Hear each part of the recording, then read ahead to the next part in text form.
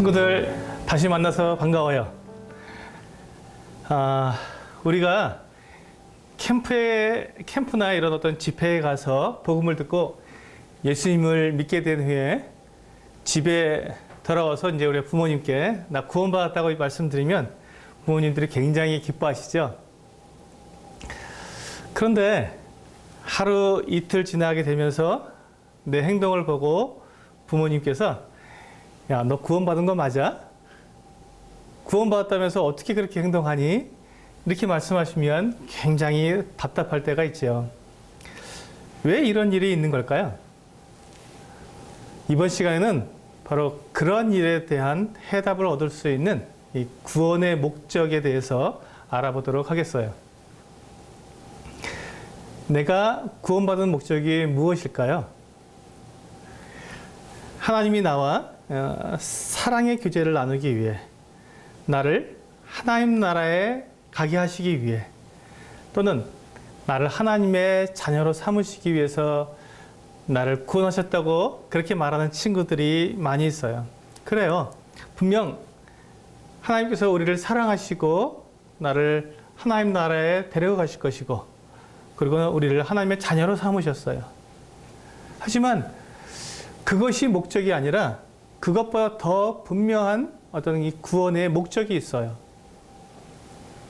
우리가 구원받았다는 말은 마치 우리가 이 세상에 처음 태어난 것과 같은 거예요. 그러니까 구원받았다는 것은 하나님의 자녀로 태어나게 되는 것을 말하는 것이죠. 그런데 많은 친구들이 마치 이 구원받는 것이 목적인 것처럼, 구원만 받으면 모든 게 다 끝나버리는 것처럼 생각하는 친구들이 있어요. 그런데 방금 말씀드린 것처럼 구원받는 것은 아기가 태어나는 것처럼 우리가 하나님의 자녀로 태어나는 것이라면, 그러면 이제 태어나는 것으로 다 끝나는 것이 아니라 그때부터, 태어나서부터 아기가 자라가면서 말도 하고 또 걷기도 하고 뛰기도 하고, 또 더 자라면 어떻게 되죠? 공부도 하고 또 직장도 가지게 되고 일을 하게 되잖아요. 그런 것처럼 우리가 구원을 받게 되면 이제 하나님의 자녀로 태어나서 그때부터 하나님의 자녀로 점점 성장해 가는 거예요. 자라가는 것이죠.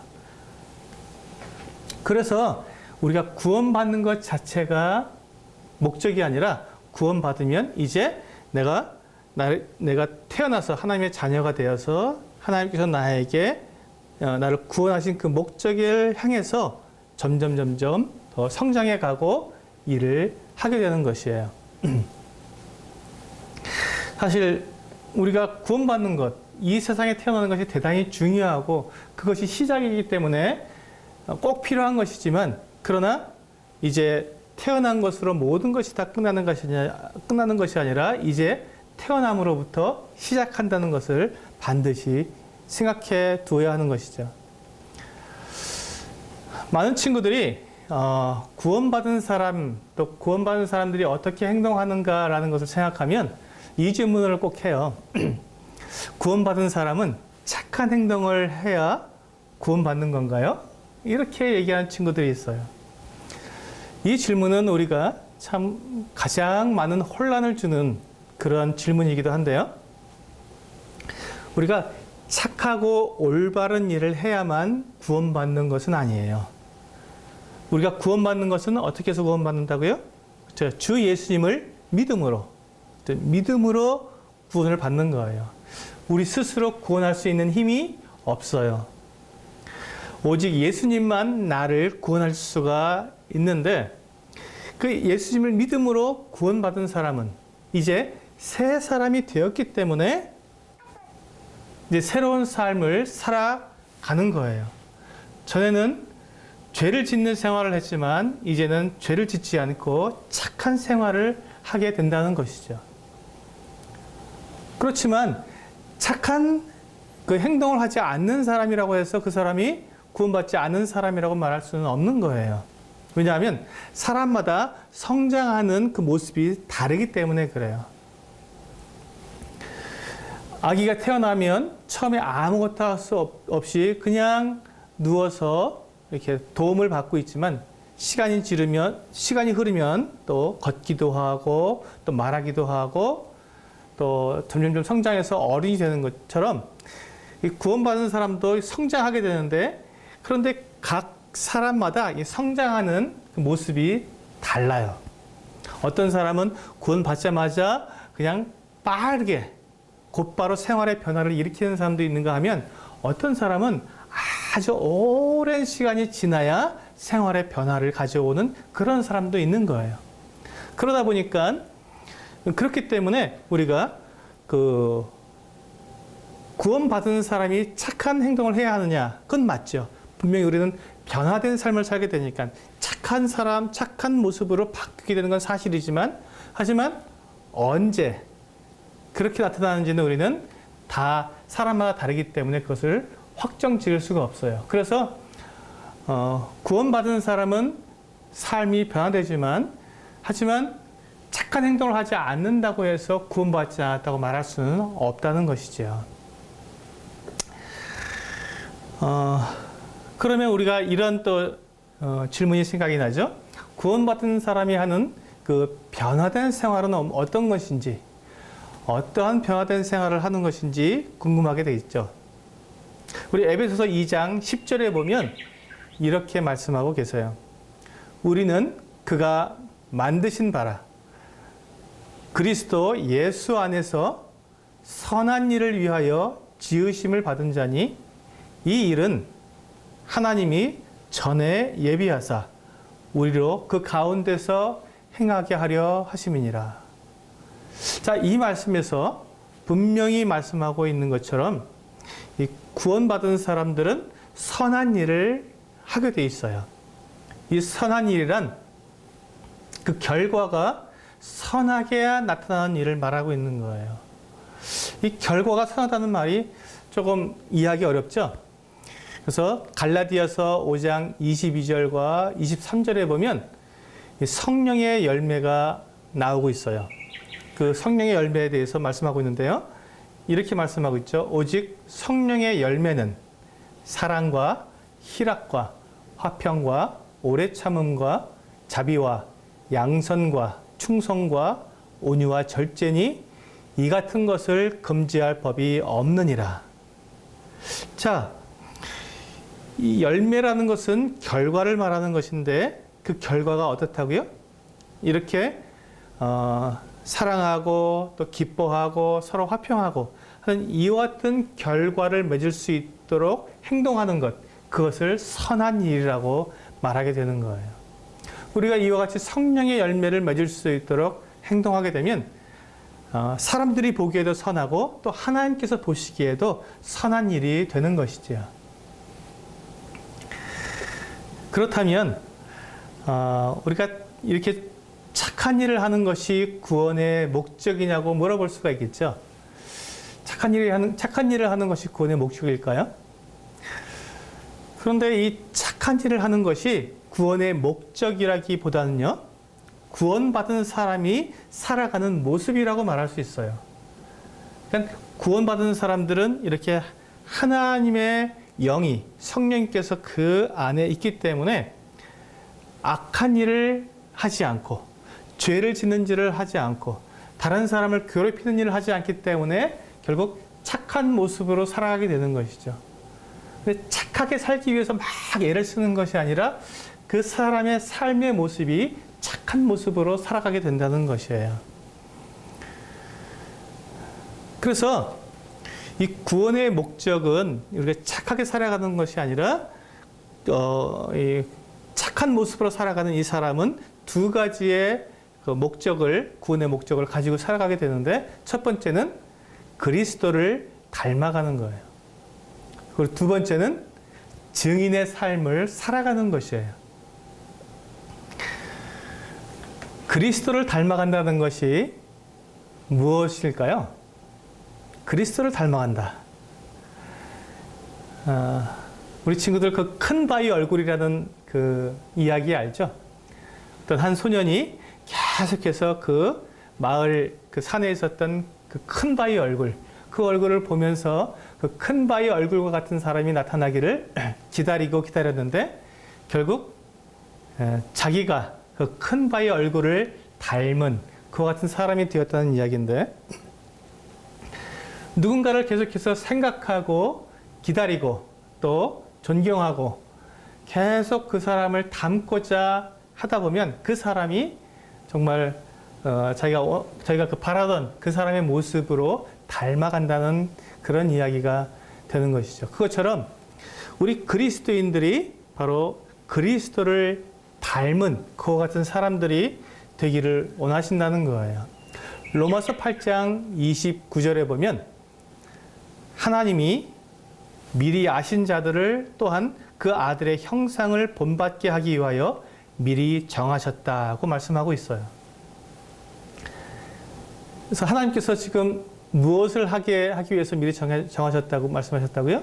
그렇죠. 우리가 예수님의 모습, 예수님의 형상을 본받게 하기 위해서, 예수님을 닮게 하기 위해서 미리 정하셨다고 말씀하고 계신 거예요. 그러니까 우리가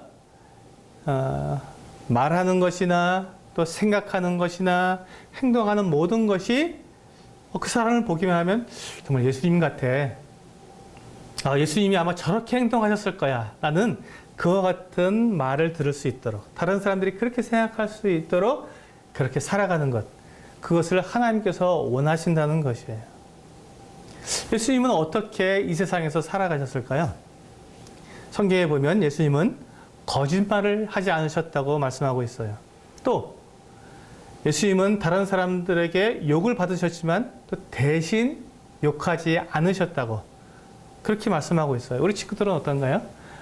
다른 친구들이 우리 친구들에게 이렇게 막 욕을 하거나 또 나쁘게 말을 하면 어떻게 하죠? 우리도 화가 나서 우리도 되받아쳐서 욕을 하게 되죠. 예수님은 그렇게 하지 않으셨다고 말씀하시는 거예요. 또 예수님은 죄를 짓지 않으셨어요. 그리고 예수님은 사람들을 불쌍히 여기셨어요. 또 가난한 사람들과 병든 사람들을 도와주셨어요. 이런 예수님의 모습을 닮아서 우리도 그렇게 살아가라고 말씀하고 있는 거예요. 어떻게 우리가 그러면 예수님을 닮을 수 있을까요? 정말 예수님이 살아가신 모습을 보면 정말 놀라운데 정말 우리가 그렇게 살아갈 수 있을까? 이렇게 생각이 들 거예요. 자, 예수님을 우리가 닮은 삶을 살아가려면 첫 번째, 우리가 우리에게 죄가 없어야 하기 때문에, 예수님은 죄가 없으신 분이니까 우리에게 죄가 없어야 하기 때문에 먼저 죄 용서를 받아야 돼요. 그러니까 다시 말하면 구원받은 사람만이 예수님을 닮을 수 있다고 말씀하시는 것이죠. 그렇겠죠? 예, 구원받은 사람만 예수님을 닮아가기를 원하게 될 거고, 그러니까 구원받은 사람만 닮을 수 있어요. 두 번째, 우리가 생활하면서 짓는 죄나 잘못을 순간순간 다 자백하고 용서받음으로써 깨끗하게 함으로써 예수님을 닮아갈 수 있는 거예요. 자, 이게 다 죄와 지금 관계가 있죠. 예수님이 죄가 없으신 분이기 때문에 우리도 그렇게 깨끗하게 살아가야 한다는 것이죠. 세 번째, 예수님을 바라봄으로 닮아갈 수 있어요. 이게 무슨 말일까요? 예수님을 바라본다는 게, 예수님이 우리 눈에 보이지 않고 예수님은 이렇게 만질 수도 없고, 그런데 예수님을 어떻게 바라볼까요? 그렇죠. 우리가 예수님을 본 적도 없고 또 우리가 볼 수도 없지만 지금은 성경에서 우리가 예수님의 모습을 볼 수 있어요. 성경에서 예수님이 어떻게 말씀하셨고 어떻게 행동하셨고 또 어떤 삶을 사셨는지 우리는 성경 안에서 충분히 예수님을 볼 수 있기 때문에 우리가 읽고 알게 된 그 예수님, 우리가 성경에서 만난 그 예수님을 우리가 깊이 생각하면서 바라볼 수 있는 거예요.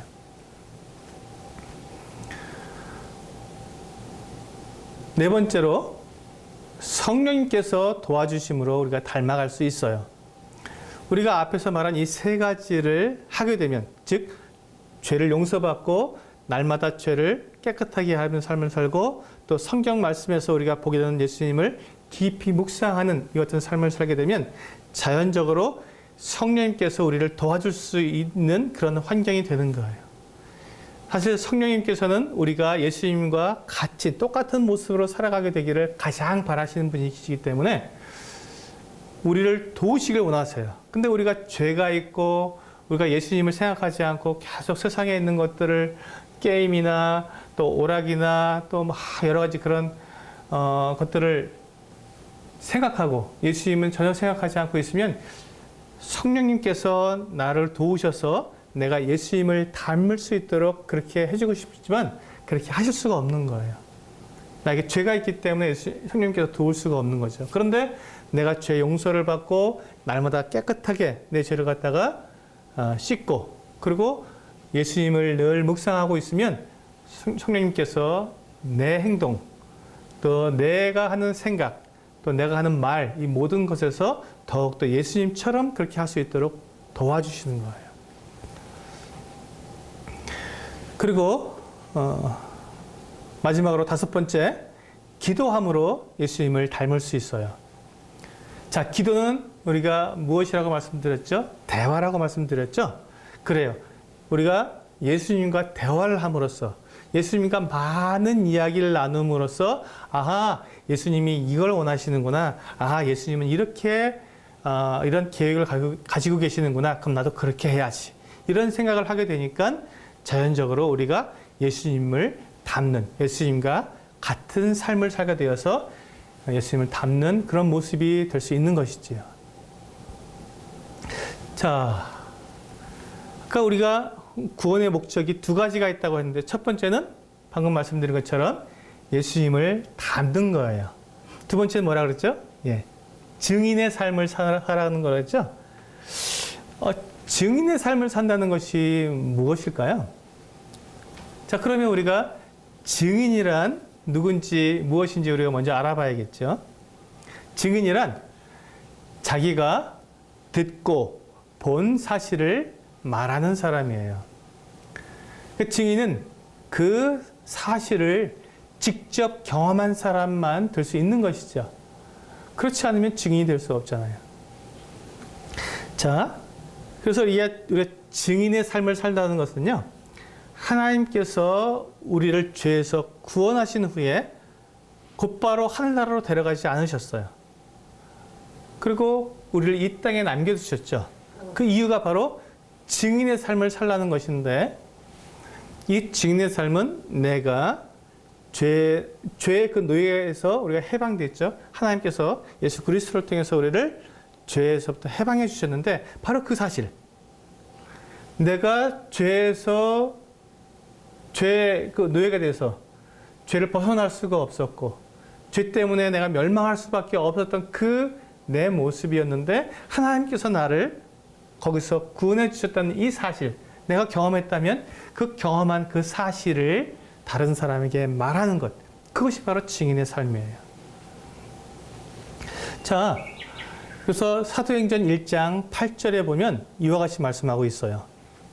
오직 성령이 너희에게 임하시면 너희가 권능을 받고 예루살렘과 온 유대와 사마리아와 땅 끝까지 이르러 내 증인이 되리라 하시니라. 바로 내가 경험한, 내가 만난, 또 내가 알고 있는 그 예수 그리스도를 온 세상에 다니면서 사람들에게 말해주는 것, 내가 경험한 것을 그대로 이야기해 주는 것을 바로 증인이라고 하는 것이고, 그 증인의 삶을 산다고 말할 수 있는 것이죠.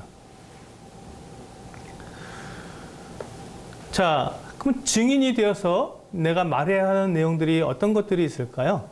물론 우리가 구원받은 것, 그것을 말을 하지만 그것을 좀 더 체계 있게 말씀드린다면, 첫 번째, 로마서 3장 23절에 이와 같이 말씀하고 있어요. 모든 사람이 죄를 범하였음에 하나님의 영광에 이르지 못하더니. 그러니까 우리가 증인이 되어서 사람들에게 가서 첫 번째로 말을 해야 하는 것은 모든 사람이 다 죄인이라는 사실을 말해주는 거예요. 나는 죄인이 아니고 다른 사람만 죄인일까요? 그렇지 않죠. 내가 죄인이었고 나도 역시 죄인이기 때문에 하나님의 그 은혜, 하나님의 그 구원이 필요했던 것처럼 내가 그와 같은 사람이었습니다. 내가 죄인이었기 때문에 하나님의 그 은혜가 필요했는데 당신도 역시 죄인입니다. 당신도 역시 하나님의 은혜가 필요합니다라고 그 사람에게 말해줄 수 있는 것. 첫 번째가 바로 모든 사람이 죄인이라는 사실을 말해주는 것이죠. 두 번째, 우리가 그렇게 다 죄인이지만 하나님은 우리를 사랑하신다는 것을 말해주어야 해요. 로마서 5장 8절에 이렇게 분명히 말씀하고 있어요. 우리가 아직 죄인 되었을 때 그리스도께서 우리를 위하여 죽으심으로 하나님께서 우리에 대한 자기의 사랑을 확증하셨느니라. 우리가 아직 죄인 되었을 때 죄인인 우리를 하나님께서 사랑해 주셨다는 이 내용을 내가 경험했잖아요. 내가 그 사랑 때문에, 하나님의 그 사랑 때문에 내가 구원받았잖아요. 그러니까 그 내용을 다른 사람들에게 내가 증인이 되어서 말을 해주는 것이죠. 세 번째로, 하나님께서 우리를 사랑하시기 때문에 우리를 구원하시려고 독생자 예수님을 보내셨다는 것을 말하는 거예요. 요한복음 3장 16절, 하나님이 세상을 이처럼 사랑하사 독생자를 주셨으니 이는 그를 믿는 자마다 멸망하지 않고 영생을 얻게 하려 하심이라. 그렇죠? 이 하나님, 우리를 사랑하셔서 독생자를 보내주신 이 하나님에 대해서 우리가 증인이 되어서 말을 하는 것이죠. 자, 네 번째 우리가 말을 해야 하는 것은 사도행전 16장 31절에 있는 말씀이에요. 이르되 주 예수를 믿으라. 그리하면 너와 내 집이 구원을 받으리라. 우리가 구원받기 위해서 해야 할 일은 예수 그리스도를 믿는 것이다. 하나님께서 나를 구원하시기 위해서 모든 것들을 다 해주셨지만 그것을 믿지 않는다면, 예수님을 믿지 않는다면 우리가 구원받을 수 없잖아요. 그래서 내가 예수님을 믿음으로 구원받은 그 사실, 그 경험을 내가 증인이 되어서 다른 사람에게 이야기해 주는 것이에요. 이것이 바로 증인의 삶을 사는 거예요. 이 네 가지를 말하는 것이죠. 자, 이 모든 사실들은 사실 우리가 구원받을 때, 예수님을 믿을 때 경험한 것들이기 때문에 우리가 자신 있게 말할 수 있을 거예요. 그래서 우리는 증인의 삶을 누구나 다, 예수님을 믿은 사람은 누구나 다 이와 같은 증인의 삶을 살 수가 있어요. 근데 이 증인의 삶을 살려고 하면 또 나는 전도를 잘 못하는데 그러면 증인의 삶을 살지 못하는 건가요? 하는 그 같은 의문이 들 거예요. 사실 우리가 다른 사람에게 내가 경험한 사실을 분명하게 이야기하려면 용기가 필요해요. 용기가 있어야 되죠. 그리고 또 다른 사람이 알아들을 수 있도록, 내가 하는 말을 잘 알아들을 수 있도록 조리 있게 이야기하는, 조리 있게 말할 수 있는 그 같은 능력도 필요해요. 그리고 다른 사람들이 예수님을 알지 못한 채로 죽으면 멸망한다는 그 사실에 대해서 내가 불쌍히 여기는 마음, 이런 마음도 사실 가지고 있어야 우리가 증인의 삶을 효과적으로 살 수 있는 게 사실이에요. 이 용기에 대한 부분에서 보면요, 예수님의 제자들도요, 예수님께서 십자가에 달려 돌아가셨을 때 그 유대인들을 두려워해서 다락방에 숨어서 지냈었어요. 그들은 용기가 없었던 거예요. 다른 사람들에게 자신들이 경험했던 그 예수님에 대해서 말할 용기가 없었어요. 그래서 예수님께서 그들에게 성령님을 보내주셨어요. 성령님은 이 제자들에게 능력을 주신 거예요. 예수님에 대해서 증인으로서 증인의 삶을 살 수 있는 그 같은 능력을 주셨어요. 그 성령님에 의해서 능력을 받은 이 제자들이 이제 용기가 나서 사람들에게 전하기 시작했어요.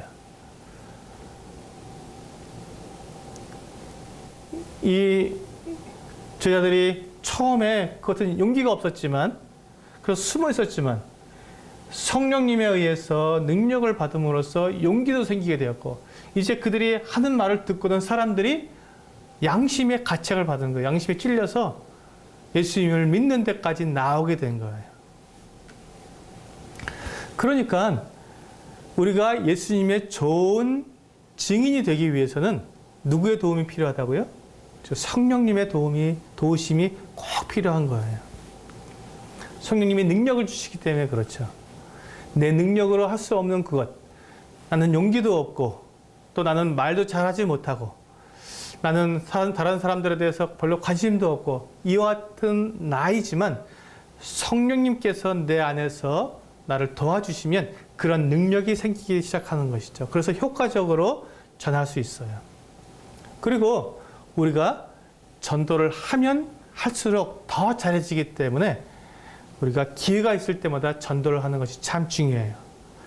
그러니까 이 능력 있는, 그리고 우리가 증인의 삶을 효과적으로 살기 위해서는 우리가 이 성령님의 도우심이 꼭 필요하고, 또 그렇기 때문에 우리는 성령님의 도우심을 받는 모든 사람들은 다 전도를 할 수 있고, 그리고 전도를 많이 해본 사람은 더 전도를 잘할 수 있기 때문에 계속해서 우리가 기회가 있을 때마다 전도하는 것은 그것이 더 필요하다는 것이죠. 그러면 우리의 구원의 목적이 예수님을 닮거나 예수님의 증인이 되는 것인데, 그러면 그런 일들을 하지 않으면 우리가 제가 구원받은 것이 취소되나요? 하는 이런 생각이 들 수도 있어요. 그렇지는 않아요. 구원받은 것이 취소될 수는 없어요. 한 번 하나님의 자녀가 된 사람이 다시 사탄의 자녀가 될 수 있다는 것은 말도 안 되는 거예요. 하나님은 결코 우리를 잃어버릴 수 없고 아무도 하나님의 손에서 우리를 빼앗아갈 존재가 없어요. 하지만 우리가 구원의 목적대로 살지 않으면 부끄러운 삶이 되는 거예요. 우리가 원래 사탄에게 속해서 지옥의 영원한 멸망, 그 뜨거운 불못에 던져져서 영원히 거기서 슬퍼하며 괴로워하고 살아야 되는데, 그런 나를 하나님께서 예수님을 통해서 나를 구원해 주셨는데, 그리고 예수님은 나를 구원하시기 위해서 십자가에 자기를 내어주시고 자기 목숨을 다 버리셔서 나를 구원해 주셨는데, 그런데 그러한 은혜로 구원받은 내가 그 은혜에 감사하지 않고 보답할 마음도 없이 그냥 내가 살고 싶은 대로 그냥 그렇게 살아간다면, 그것은 마치 자기를 낳아서 길러주신 부모님의 은혜를 기억하지 않는 사람처럼 부끄러운 삶을 살게 되는 것이죠. 우리는 하나님께서 값을 주고 사신 사람들이기 때문에 하나님을 위해서 살아가는 사람들이에요. 고린도전서 6장 19절 20절 말씀에는요, 너희 몸은 너희가 하나님께로부터 받은 바 너희 가운데 계신 성령의 전인 줄을 알지 못하느냐. 너희는 너희 자신의 것이 아니라 값으로 산 것이 되었으니 그런즉 너희 몸으로 하나님께 영광을 돌리라. 이렇게 말씀하고 있어요. 하나님이 나를 사셨다면, 그렇다면 나의 주인은 내가 아니라 누구죠? 하나님이시죠. 그렇죠. 하나님은 우리가 우리 자신을 하나님께 드려서, 다 드려서 내 생각과 내 행동과 내 말과 내 모든 것, 그것을 다 드려서 살아가기를 원하시는 거예요. 그래서 우리가 주님, 당신은 나를 위해 죽으셨어요. 그래서 나는 당신에게 나의 마음뿐만 아니라 내 삶의 전부를 다 드립니다. 라고 말씀드려야 되는 거예요. 그리고 실제로 우리가 그렇게 내 모든 삶을 다 그렇게 하나님께 드리는 거예요. 우리의 시간, 직업, 계획, 여가, 친구들, 그리고 배우자, 또 내가 어디서 살지, 내 살 집에 대해서도, 또 가정에 대해서도, 그리고 이 모든 부분들을 다 하나님께 다 드리는 거예요. 그러면 하나님은 어떻게 하실까요? 우리를 막, 우리에 있는 것을 다 빼앗아 가시고 우리를 괴롭게 하실까요? 그렇지 않죠. 하나님은 선하신 분이고, 우리를 사랑하시는 분이시고, 우리를 위해서 자기의 모든 것을 내어주신 분이기 때문에 우리가 하나님께 나의 모든 것을 다 드리면 하나님께서는 그것을 가지고 우리를 더 풍성하게 그렇게 우리를 만들어 주시는 거예요. 근데 우리가 그렇게 살아가려고 할 때 우리를 방해하는 자가 있어요. 누구죠? 그렇죠. 사탄이죠. 사탄이 우리를 방해해요. 사탄은 우리를 찾아와서 우리를 유혹하는 거예요. 네가 그렇게 하려고, 우리가 그렇게 하나님께 내 자신을 다 드려서 하나님을 내 구원의 목적대로 그리스도를 닮아가려고 하고 또 증인의 삶을 살려고 할 때 사탄이 와서 방해를 해요. 그때 우리는 어떻게 말을 해야 되죠? 사탄에게? 아니요. 나는 더 이상 사탄의 소유물이 아니다. 나는 이제 하나님의 것이 되었다. 그러니까 나는 하나님께 드려서 살아가겠다라고 사탄에게 당당하게 말을 하고 사탄의 유혹을 거절해야 하는 거예요. 우리 주 예수님은 우리를 지켜주시는 분이에요. 그렇기 때문에 우리가 그렇게 말을 할 때 사탄이 더 이상 우리를 어떻게 할 수가 없는 거예요. 더 이상 우리를 해칠 수가 없는 것이죠. 우리 주님을 이렇게 주인으로 모시고 살아갈 때 우리는 굉장히 풍성한 그리스도인으로서 정말 아주 놀라운 삶을 살아가게 되는 것이죠. 자, 이제 우리 구원의 목적에 대해서 지금까지 살펴본 것들을 한번 정리해 보려고 해요. 자, 구원은 목적이 아니라 뭐라고요? 시작이라고 그랬죠? 그렇죠. 구원은 그리스도인으로서 이제 새로운 삶을 살아가는 시작이에요. 그리고 구원받은 사람은 분명히 변화된 생활을 하게 되죠. 비록 어떤 사람들은 빨리 변화되는 사람이 있고 어떤 사람은 좀 늦게 변화되는 사람이 있지만, 하지만 구원받은 사람은 모두가 다 변화된 생활을 하게 된다는 것입니다. 그리고 그 변화된 생활은 기본적으로 어떤 생활이라고요? 착한 생활. 착한 일을 하는 것이 기본적으로 변화된 생활의 모습이라는 것입니다. 그 착한 모습이 어떻게 나타난다고요? 성령의 열매로 나타난다 그랬죠? 성령의 열매를 맺는 그 착한 생활을 함으로써 변화된 생활이 시작되는 거예요. 구원의 목적이 두 가지가 있다고 했는데 우리 기억할 수 있겠죠? 첫 번째, 그리스도를 닮아가는 것. 그렇죠? 두 번째는 뭐라고요? 증인의 삶을 살아가는 것. 그래요. 이 두 가지 이 두 가지를 하려면 우리가 누구의 도움이 필요하다고요? 성령님의 도우심이 필요하다고요. 성령님께서 우리를 도우시기 때문에 우리는 그 일을 또한 할 수 있는 것이고요. 전도를 잘 못하는 사람은 전혀 전도를 안 해도 될까요? 그렇지 않아요. 바로 성령님의 도우심을 받기 때문에 용기와 능력을 얻게 되어서 전도할 수 있는 거예요. 우리가 구원의 목적에 맞게 살지 않는다고 우리의 구원이 취소되는 것은 아니에요. 하지만 부끄럽게 살아가는 모습이 될 수는 있다고 말씀드렸어요. 자, 하나님께서 나를 값주고 사셨기 때문에 이제 하나님의 영광을 위해서 나의 시간, 나의 생각, 계획, 공부, 직장, 배우자 등 이 모든 것들을 다 하나님께 드려서 살아가게 되면 하나님께서는 나에게 정말 하나님을 믿는 사람다운 아주 그렇게 풍성하고 또 이렇게 능력 있는 삶을 살도록 우리를 이끌어 주시게 되는 거예요. 자, 우리 이번 시간 구원의 목적에 대해서는 여기까지 하겠어요.